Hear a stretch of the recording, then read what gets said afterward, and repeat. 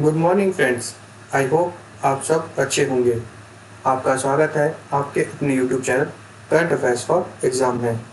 चलिए आज दिनांक 4/9/2024 की प्रश्नावली शुरू करते हैं।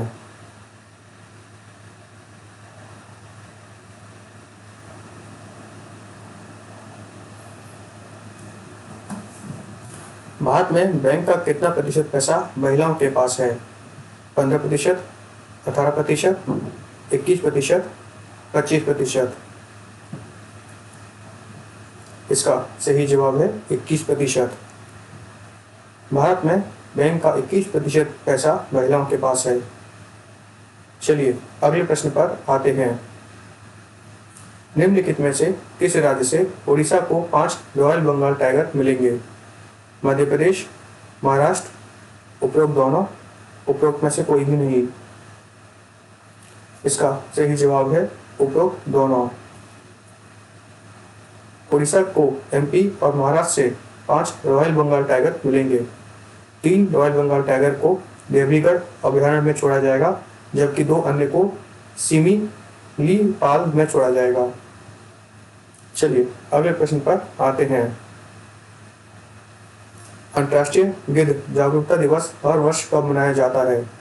4 सितंबर, 5 सितंबर, 6 सितंबर, 7 सितंबर। इसका सही जवाब है 7 सितंबर। अंतर्राष्ट्रीय गिद्ध जागरूकता दिवस को हर साल 7 सितंबर को मनाया जाता है। विश्व वन जीव कोष भारत ने भी देश में गिद्धों के बारे में जागरूकता बढ़ाने और उनकी संख्या की गणना के लिए उसी दिन गिद्ध गणना 2024 अभियान शुरू किया है। यह अभियान 7 सितंबर से 6 अक्टूबर 2024 तक चलेगा। गिद्ध शवों और जैविक कचरे को खाकर बीमारियों के प्रसार को रोकने में महत्वपूर्ण भूमिका निभाते हैं। वे ग्रीन हाउस गैस उत्सर्जन और महंगे अपशिष्ट प्रबंधन की आवश्यकता को कम करने में भी मदद करते हैं। चलिए अगले प्रश्न पर आते हैं। हाल ही में निम्नलिखित में से किस हवाई अड्डे को इंडिया ट्रैवल एडवांस अवार्ड्स में सर्वश्रेष्ठ हवाई अड्डे के खिताब से सम्मानित किया गया है? केम्पागोड़ा अंतर्राष्ट्रीय हवाई अड्डा, इंदिरा गांधी अंतर्राष्ट्रीय हवाई अड्डा, गोवा अंतर्राष्ट्रीय हवाई अड्डा, राजीव गांधी अंतर्राष्ट्रीय हवाई अड्डा।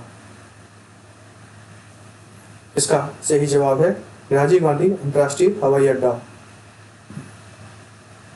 हाल ही में हैदराबाद के राजीव गांधी अंतर्राष्ट्रीय हवाई अड्डे को इंडिया ट्रैवल अवार्ड्स में सर्वश्रेष्ठ हवाई अड्डे का खिताब दिया गया है। चलिए अगले प्रश्न पर आते हैं।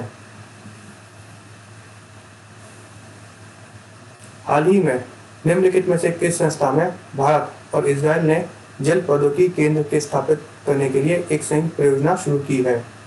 IIT Madras, IIT Delhi, IIT Kanpur, IIT Indore.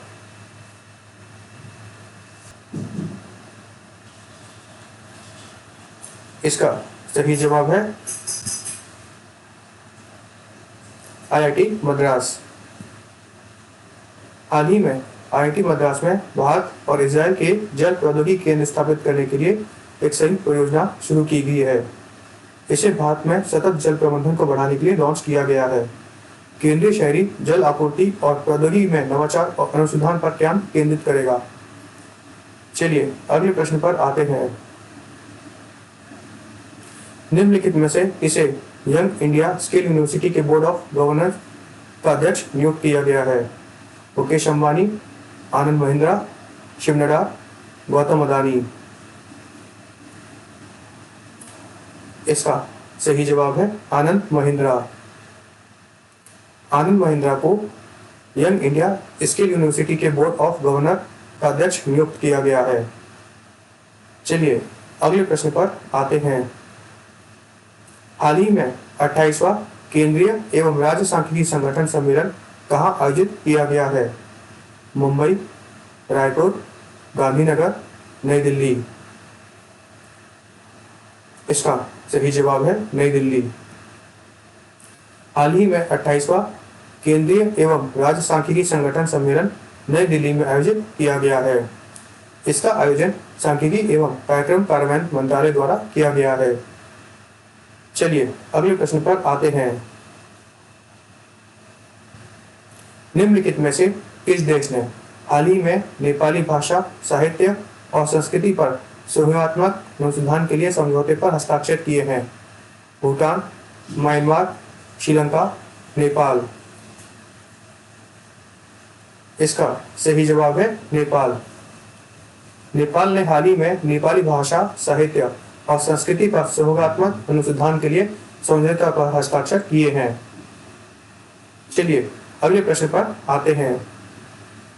निम्नलिखित में से किसने तमिलनाडु के पूर्व मुख्यमंत्री एम करुणानिधि के सम्मान में सिक्का जारी किया है? श्री नरेंद्र मोदी, श्री अमित शाह, श्री राजनाथ सिंह, श्री जेपी नड्डा। इसका सही जवाब है श्री राजनाथ सिंह। रक्षा मंत्री श्री राजनाथ सिंह ने दिवंगत द्रमुक अध्यक्ष एम करुणानिधि की जन्म शक्ति के उपलक्ष्य में 100 रुपए का सिक्का जारी किया है। चलिए अगले प्रश्न पर आते हैं। निम्नलिखित में से किस राज्य सरकार ने हाल ही में मुख्यमंत्री बाल पौष्टिक आहार योजना शुरू की है?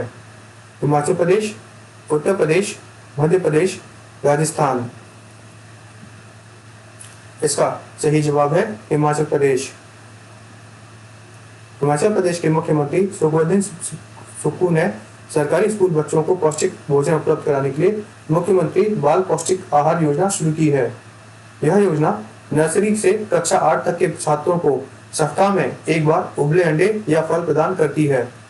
राज्य ने 2024-25 में इस योजना के लिए 12.75 करोड़ रुपए आवंटित किए हैं।